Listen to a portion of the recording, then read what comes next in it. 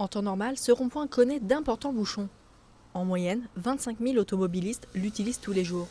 70% des déplacements se concentrent sur l'ouest de la ville, de Saint-Julien-en-Genevois. En particulier, faciliter l'accès pour les gens qui viennent plutôt de l'ouest du Genevois, donc en particulier de Viry, de Valéry, de Frangy, et qui vont à l'ouest de la ville, c'est-à-dire principalement l'hôpital, les centres commerciaux, les établissements scolaires, le lycée, la présentation de Marie ou encore la mairie. C'était indispensable. En fait, cette entrée de ville existait déjà il y a 20 ans.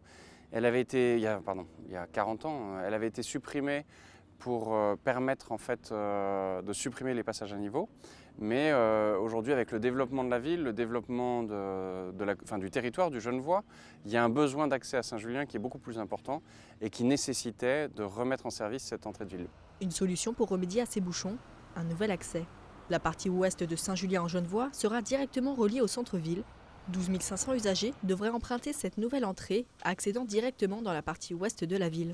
Il y a les gens qui viennent travailler à Saint-Julien, il y a autant d'emplois à Saint-Julien qu'il y a de frontaliers à Saint-Julien.